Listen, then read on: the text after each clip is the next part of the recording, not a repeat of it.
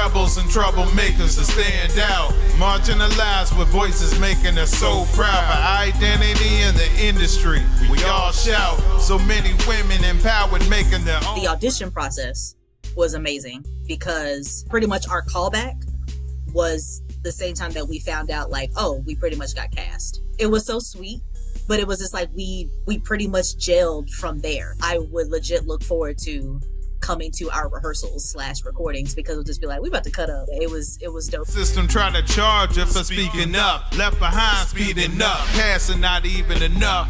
Needed no introduction, but she got a theme song. Welcome to another episode of Women of Color Unite podcast, the WOCU podcast. Today we have some of the actors of the Ex-Wives Club, the new vertical series from Women of Color Unite Productions. I am Cheryl L. Bedford, and unfortunately, my co-host, Nicci Freeman, isn't feeling well today. So you only have me. Lucky you. Anyway, I'm going to have the actors introduce themselves. Let's start with Jenna. Hi, I'm Jenna Zhu. I'm based in LA. Very happy to be a part of my first vertical series productions with Women of Color Unite. And what character do you play? I play May. Ooh. Next up, we have Lydia. Hi, I'm Lydia Eku. I'm based out of Orlando, Florida, and I'm also excited to be with Women of Color Unite. I played Tanya. And last up for now, Edie. Hi, I'm Edie Pilar Monroy. I played Camilla, and just like my character, I'm a New York born and bred, authentic, New Yorker, I guess. I'm LA based, and I work in film, TV, verticals, theater, all of it. Well, thank you. And we are missing for now one of the cast members, but she will be joining us at a later date. Okay, guys. So tell me what you all thought when you saw the listing that our casting director did, Meg Ross. Did you see it on Mighty Network? Did you see it on the newsletter? Tell me about that. Anybody can jump in. I saw it on the Mighty Networks, actually. And then I quickly responded to it and had sent my headshot and reel because they were looking for someone to play Camilla. And when I read the breakdown, I don't remember 100% what they said, but I remember it feeling like an unapologetic Latina. And I was like, that sounds like me. Lydia? For me, I saw it on the newsletter. There was actually something else that I was looking through casting and just got my alert. And I was like, oh, that's cool. I didn't know that you started doing series and things. So yeah, went ahead, submitted for it, and got it.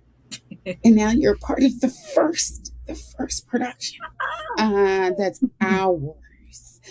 Jenna, what about you? I also saw it on the newsletter. So I was referred to Women of Color Unite like shortly before I moved to LA by a friend. So I was like, it's really great to be able to be plugged into this network. And I had never done a vertical before, so I was very curious about it. And I just really liked the script and the concept because I'm like, what woman of color has not dealt with a problematic white man in a relationship? So I feel like that's extremely relatable. I have to agree. And I don't care whether it's like a boss or, somebody you're dating in some way, shape, or form. Mm-hmm. Y'all. Very much. Yes. So tell me, because it's been a while, right, since we all got together and Chada was back in December. Tell me what you are up to now. Let everybody know. I'll start with Lydia this time. What are you up to? Well, I am currently working with Virgin Voyages as one of their vocalists for a show that's going to be on one of their newer ships, the Resilient Lady. Before then, I was working at Disney World in Festival of the Lion King as one of their vocalists. And actually, while we were filming, I was going back and forth between Lion King and one of the holiday shows at Disney World that was part of what's called Jollywood Nights. So I was one of the vocalists in their show Holidays in Hollywood with Mickey Mouse and Miss Piggy and Kermit the Frog. But no, that's been my journey since going through Ex Wives. And actually, while I saw the submission and everything for it, it was just like, oh gosh, it's going to be something else, because I've done 2 other verticals in COVID. So I was like, I know it could be a dope opportunity, especially when you get to meet new people and lovely faces and get to connect. And it was funny. I was actually just in San Francisco and I hit these ladies up and I was just like, aren't y'all in the Bay? And they were like, no, we're in LA. And then Yamoria is from the Bay, but she was in Atlanta. I was like, okay, but that was nice to be able to, be able to be like, yo, I'm in the city. And, just in case, and try to link up. So that is the beautiful thing about doing the vertical the way that we did, right? Is that you can have people from wherever. It doesn't limit itself to just being in Los Angeles. So yeah, it was a little difficult scheduling, just a little bit, because I know it's a little later. Some people are, and then you're flying all around. Yeah, but here we is. Here we is. All right, Edie, what have you been up to? Oh, I have. I'm also a screenwriter. I earned a grant through the Eastside Arts Initiative here in Los Angeles to produce my magical realism comedy titled Anima Intervention, The Miraculous Undoing of Pola Torres. And it's based on my life, which was a more traumatic event that I rewrote into this magical realism comedy. I'm Colombian descent, and a lot of my upbringing, I'm born and raised in New York, and I had a hard time fitting in with people from my culture. I had a lot of moments where I felt othered and isolated. And as an adult, I've reclaimed my heritage, but I thought about how many people have experienced something like that and how I can take my story and turn it into something uplifting and magical and have people learn and change from it. So yes, I applied for this grant and we are officially in post-production for my short film, and I got an opportunity to take the same story and rewrite it for the stage. So now my play will be on at the Plaza de la Raza during the Lincoln Park Theater Festival. So I'm taking this world that I've built that comes from something really personal and turning it into something so fun. And I've been able to get people to come on as producers that have all resonated with the story. A lot of people who are American born and come from other parts of the world and have kind of lost that connection to their homeland or their heritage land. It speaks to them. So it's like I'm still on the journey and it's been great. But yes, it's called Anima Intervention, The Miraculous Undoing of Pola Torres. Jenna, what have you been up to? Let's see. I'm going to do the insufferable LA actor thing where I'm like, I'm totally available. Yeah, but independent of that, like for acting work, I also have been working on like often adapting some original IP into like a screenplay that I would love to produce one day. So that has kept the creative juices flowing.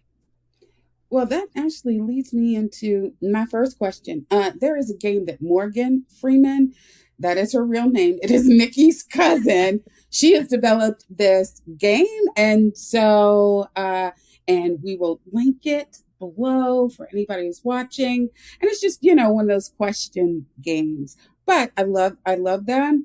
And one of the questions was, what is a hidden talent of yours? I'm a professional belly dancer and a belly dance instructor as well. I was teaching, so I performed in New York all the time in the West Village at the Cornelia Street Cafe. That was like my regular dancing ground. And then I came out here and I came out for acting and screenwriting. But then I love dancing and I love sharing the dance with other women. So I started teaching. So that I do it on the side for fun. I just love sharing it. And I love watching women get in touch with their bodies and like like feel so good in their skin. Like it doesn't matter what your body looks like, what like what society tells us is beautiful and what's not. Who cares? Like helping women be empowered and feel like a goddess, like that's what I love. All right, Jenna. Okay. What other hidden talents do you What have? else is there to you?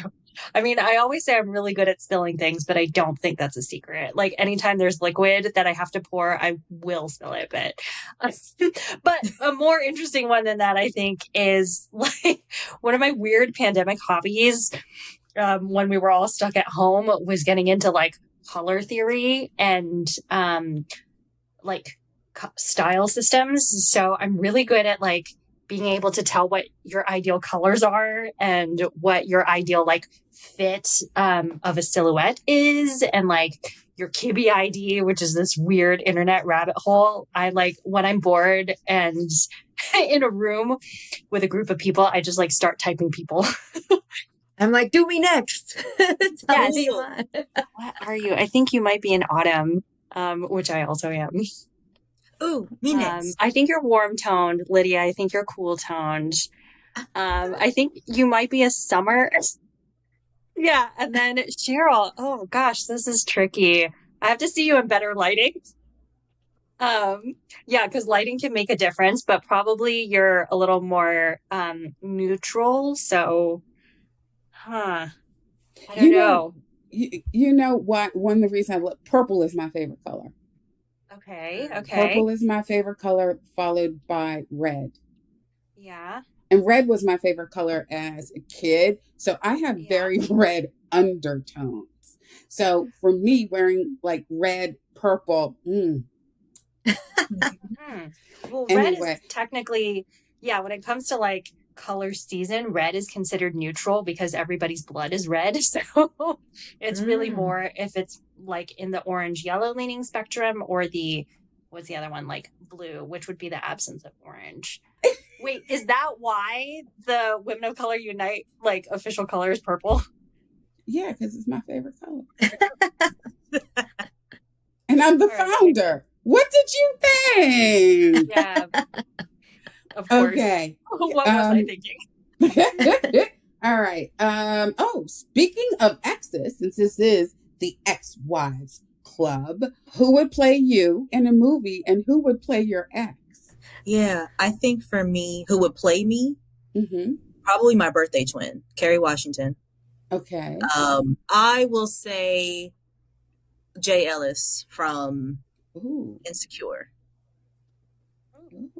Yeah, played Lawrence from Insecure. Yeah. Yes. He was that understanding guy, but then also was just like, has the sweetness, has the charm, but then also was a F-boy, if that. Hence X. See. Yeah. Okay. So, Edie? Damn, that's tough. I mean, I'm a New Yorker, but neither of these actresses are. But I would probably pick Penelope Cruz or Selma Hayek. And putting age range aside, I would put Liam Hemsworth as the ex. Jenna, what about you? I was about to say these are some good-looking exes. So to play me, I think Kimiko Glenn is who I always get comparisons to, and I think we're like kind of similar. Yeah. And then the ex from a long time ago would probably be played by Ryan Gosling. Except I like Ryan Gosling better. Anyway, got another good one, which I love from this game. If you could swap wardrobes with any fictional character, who would it be? I mean, quite obviously Cher from Clueless, because she has an entire wardrobe of every single possible item at her disposal. Well, I just saw I Love Boosters, Boots Riley's new movie, and would definitely trade places with any of those women because their wardrobe was on point. I was like, all the stolen clothing was beautiful. All the clothing they were wearing, I was like, I love fashion movies. So all of it's my vibe. The clothing, my vibe. All of it. Right. Lydia? I guess I'm just stuck on Insecure for some reason. Maybe I just need to rewatch it. But the character that Yvonne Orji played, like her full wardrobe, because it was just like it's down. It was like you just walk like because she walked into a room. Yeah, Molly. Molly, thank you. Yes. Yeah, that whole aesthetic. I was like, give it to me, everything, everything. So for me, yeah, I'm going to be able to tell my age. It's Sex in the City, because I wouldn't just pick Carrie's wardrobe. Like, there are parts of me that are definitely her, parts of me that are Samantha, even though I think I'm more like Samantha than any of them. But as far as the wardrobe goes, Sex in the City. Moving on. What's your guilty pleasure TV show? I was just turned on to Temptation Island, where it's the couples, they go on the island together. And I think it's like usually 3 couples at a time. And they're put in the houses with obviously like the girls going with the guys and vice versa. And with this one season, I think it was season 2, it was so evident that these people were going to cheat.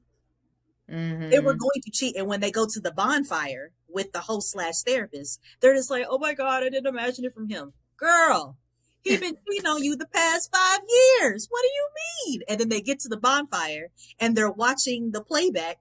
And he's just like, yeah, I mean, she doesn't give me the respect that I need. But then you go over here with the girl in the house and you're ready to tell her to close the blinds and turn off the lights. And you think that they're not going to tape that? Come on now. For me, it would be Singles Inferno, which is a Korean dating show. This is why I like Singles Inferno, which is also like a Korean trashy dating show. But it's so crazy when you look at what like trashy American or Western culture trash is, where they're like basically naked and doing it. And the Koreans are like very much like they a kiss on the cheek, they held hands, and I'm like, oh shit, they held hands. And I'm like, it just feels so much like, I don't have to be worried that I'm going to see ass and titties. No, Jenna, what is your guilty pleasure? Real Housewives of Beverly Hills in particular. You know, I just want to like be horrified / laugh in their face and be like, you deserve what you got, or feel bad for them. She's like, I want to judge them. I want to judge them so hard. Okay. If your ex, because it's the Ex-Wives Club, if your ex had to describe you in one word, what would they say? Reliable. Opinionated. Okay. So we have reliable. To which I'm like, obviously I'm opinionated. Very much. Jenna? Wholesome. I was like, damn, he called you wholesome? How rude. Yeah. Okay, before we wrap this up, before I actually get to the last question, I want to know from each of you, back to the series, what was it like? Like, what was the audition process like? How was it working with Jasmine? How was it recording it? Like, what it was like working on the Ex-Wives Club. For me, the audition process was amazing because our pretty much our callback was the same time that we found out, like, oh, we pretty much got cast. And that was it was so sweet, but it was just like we pretty much gelled from there. Having just read through, what was it, scene 6? Or episode 6? Or episode 6, yeah. Yeah, and having that be our audition callback reveal type of deal, like that was dope. And then just going through the full process, I would legit look forward to coming to our rehearsals / recordings, because it'll just be like, we about to cut up. We about to go through, episode 3 and episode 4, and then Lauren, bless her heart, she's just like, all right, if you mess up, put your hand in the, like, it was just like we had to go through all of the editing process in one. But, and then Jasmine was just so amazing to work with. Sweet. And obviously, like, her being a mommy and us getting to like see her baby girl, like during the rehearsal, it was almost like she was there with us. She was like being her own little producer self. So yeah, it was dope to like get into it, get into ourselves like within the characters, but then also like getting to know each other as individuals as well. That was always cool. Edie? I love the process. Well, it's always nice to just set up my little quarters. I put like my pictures up, trying to figure out like what would Camilla have in her background, like figuring out like some of the production design for my character, which was nice. And then like I would text Jasmine and like send her pictures of like outfit items. Like I was building my character after we all met, and like we vibed, and like we kind of felt, or at least I'll speak for myself, I felt like, okay, this is where the friendship circle sits. Now how do I, like, how does Camilla come out of that? So like I picked out different outfits. Like I would send Jasmine pictures and like explain like what I was doing before, that I would be, why am I dressed like this, or like why do I have wine versus tea, or this, like just to kind of root myself into being in this Zoom box when we were doing our ex-wives like meetups, like in each episode. So for me, it was a lot of fun. I did kind of like my similar process as an actor, doing all my homework. I like, for me, like clothing is a big thing, jewelry is a big thing, like even my mannerisms, like how I speak. So I would use my camera here and just record myself saying my lines. It's like, okay, does that feel like authentic for the character, as I'm like like finding the version of me that is her. Like I always like look at the Venn diagram, because my personal opinion is that like my character sits in me somewhere. It's probably not the full version of me, most likely, but what parts of me can I dial up that are already authentic to bring her to life? And just like having the back and forth with Jasmine as like that, like my sounding board, like, am I off? Do you agree? And then when we'd all come together, then I can play with intonations, like different types of attitude. Cause sometimes you're like, okay, that was good, but let's like now remember that you all like each other. Like, oh yeah, that part. Or like, or the opposite, like, don't forget she's annoying you, like things like that, where it would help us, like, or help me, really find the arc over the 6 episodes for Camilla. I love that. And Jenna? Yeah, I really loved working with everybody. We had such a good group. I feel like we just like were like locked in from the start. And I think that was the best part, is just getting to bond with everybody over the course of rehearsals. I also really appreciated that we got the chance to rehearse together. It felt a lot more like theater. And yeah, it doesn't happen very often. So we really could just play, work things out. Jasmine was awesome, gave a lot of great guidance, held us accountable too. And, yeah, really, I think pushed all of us to grow as artists. And yeah, the episodes were so fun because, the changes in the relationships, like it, not only is it about, how each, of us are navigating the breakups and like where we are within that process, but how that affects our relationships with each other. And so it was like really interesting to have to like track the differences, because it like, I think it's, I mean, in reflecting on having worked on the series, it really drives home how important our friendships with other women are. And those relationships independent of a man. Because really, if anything, it's like, okay, that's a way stronger bond than whatever we had with all of our exes. And that, I feel like we also developed that as a cast as well. So it was really great where, life meets art like that. Have you guys ever worked on an all female, all women of color crew cast, everything? Because there are no men. There were every single person who worked on this is a Black woman or woman of color, right? And has that ever happened to you before? And what was it like? I have.